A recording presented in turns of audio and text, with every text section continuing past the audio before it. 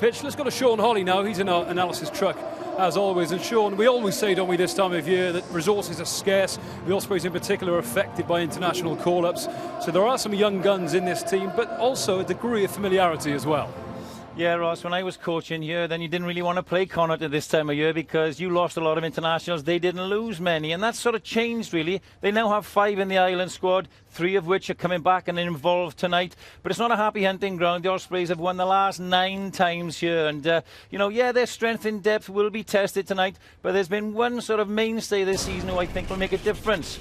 His name's Jeff Hassler on the wing, formerly of Gridiron. His strength is his main thing. You see him really working hard to get over the line. And defensively, he's got some technical issues. He had to learn the blitz defence, but I've been really impressed how he's working off his wing. Watch this now in tandem with Matavesi. Just coming in behind Matavesi, sucking the defender in. There's just half a gap, and he has this turn of pace and strength on a fend. It's really impressive.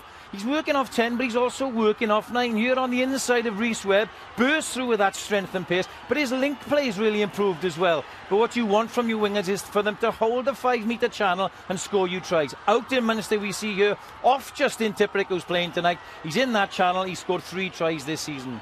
Big weight on Sam Davis's shoulders. Dan Biggar has been kicking superbly, particularly off the floor, and Sam will have that duty tonight. Look out for this slider kick against the grain. Love it. You'll see it tonight. And he'll put contestable kicks in as well. The Ospreys are not shy to put the ball in the air and gain some territory. And it'll come from this man too, Martin Roberts at number 9. This is the halfway line, an attacking line out. He puts a contestable box kick in, and it's that man Hassler that chases it down for the territory. So look out for a tight game tonight, Ross. It's one I'm really looking forward to.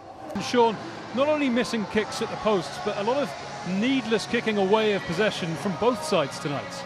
Yeah, both teams are adopting similar strategies, Ross. It's very cagey, but there's 2 types of kicking strategy really that should be in play tonight. They are contestable kicks to contest in the air to regain possession, or long kicks to hit grass and find territory, and neither team really have found anyone to be successful, maybe apart from the Ospreys more than Connacht. Let's take a little look. The Ospreys have the upper hand in this a little bit. Now, I spoke at the top of the show about contestable box kicks. It's slow ball. You watch Martin Roberts here. This is nearly 4.5–5 seconds in the air of hang time, as we call as coaches. It's perfect because it's deep and it allows Tom Grabham to challenge. You see it's regainable, it's contestable, they get the territory. And the one thing with the Ospreys, they play a very big kicking game. So they cover the field. You see, this is an aimless kick, just downfield. But the thing with the Ospreys, they cover their bases. There are 4 guys back here. You're never going to get any change if you're a Connacht kicking game out of that. You just get it back in abundance. And it's not just Sam Davis and Martin Roberts. You've now got a left footer in Daniel Evans, who's really got a siege gun left foot as well. So you kick aimlessly, and downfield it goes, and you gain the territory. You know, the Connacht 10 has been very, very poor, and they look really, really naive in that department. When they run from 9, they're much more effective. But if you pin Dan Evans straight into his hands without hitting grass, you're going to get this. Having said that, it's similar sometimes with Sam Davis. You see Connacht have 3 guys back here, and he goes for the long kicker. He doesn't find grass, and he doesn't make it a contestable kick, so it's aimless. So we need to see a better constructed kicking game second half. Let's speak to Sean again. Sean, interesting selection at 8 tonight for the Ospreys. Young man called Ian Jones. He featured for Wales under-20 several times on Scrum 5 Live. Moved from the Dragons to the Blues at the start of this season. Hasn't featured at all for the Blues and is now plugging a gap. He's on a loan, 1-month loan to the Ospreys, and he's looked pretty sharp tonight, isn't he? It's funny, you get a shot at you, Ross, and there's a bit of a shop window. He hasn't done anything wrong tonight. He's been quite good ball in hand in a poor game, really, of ball carriers. I'm looking forward to seeing him second half. You look at him here, he's running off 10, outside of 10. So he's got a bit of pace about him. The ball comes back cleanly. He breaks tackles, and he has the sort of willingness to offload. Shows a bit of footwork. He's growing in confidence here. You know, I understand that he does fancy himself a little bit. So let's give him the ball a little bit more. And he does some tidy work as the Ospreys scrum has been under pressure. You see him here really rescuing the situation and pushing the ball back. So, I'm pretty keen to see this, but it's been a turnover half. Just have a look at this. Sam Lewis, you watch, this is a squeeze ball from the number 8, trying to squeeze it through his legs. Sam Lewis clamps on the ball, and it's Ian Jones that sort of acts as a bouncer, a buffer, if you like, to give him the turnover. There's been 11. We need to see a much more open game second half to enjoy it. Sean, you know all about the Ospreys style of play and their structures here. Would Dan Lydiate fit into that style? Yes, he would, because he's a big tackling six, and you've seen the Ospreys' defence for years. It's one of the best in the league, but they have James King, they have Dan Baker and Joe Beerman still. So I don't see it. I think if he comes back to Wales, he should go to the Dragons, and simple as that. But they need to sort it out quickly, because you never know who's out there watching, Ross. Yeah, we know your benefactor of Bristol's got a pretty fat checkbook as well, so a decision will have to be made fairly soon, I guess. Let's have a word from Sean in the truck. Sean. Yeah, he's had a fine game, hasn't he, Ian Jones? It's a shame to see him down here, Charlo. He's been very prominent in the loose ball carries. 17 ball carries, a lot of metres, and it's good to see he's come in. I think he's taken his chance today. It's just a shame that his game has ended like this. Let's hope it's not too severe. As far as the Ospreys go, well, you can hear Griff Rhys then.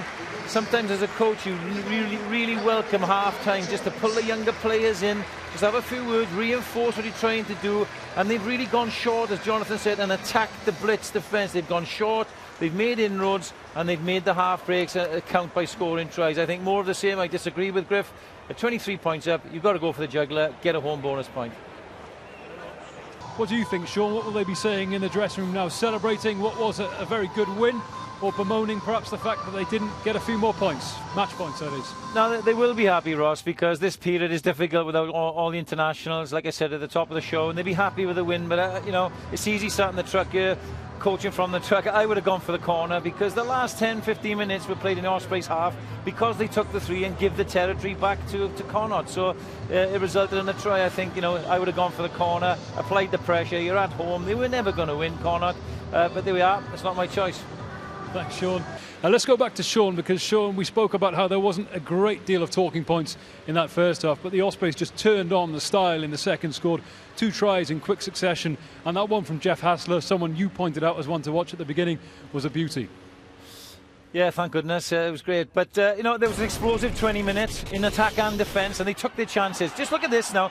It's the players outside of Sam Davis, inside and out, that attract the Connacht defence. They get narrow and focused, and that just isolates this defender. He should jam in. He should jam in on this player and really spot him. Dan Evans, through he goes. And it's just great tracking on the inside by Jeff Hassler, who I thought had a decent, tidy game. Highlight him at the top of the show. Just watch him on the inside. He holds his line. He's very aware what's around him, and he backs himself, to be fair. He's up against Dara there, who's in the Ireland squad at the moment, but he's on form at the moment. It was a great finish. And then again, very shortly afterwards, I don't know what's going on here. Andrew Bishop is saying to Sam Davis, get out of the way. I'm the old head. I know what's happening. And he runs the same inside line, because they know what Ashley Beck is going to do. They're aware of his strengths. They are aware that he's going to step and beat the front row player, so they run the inside line, and he had a choice of Andrew Bishop or Martin Roberts, who deservedly went over. So it was a great spark of 20 minutes in attack and defence.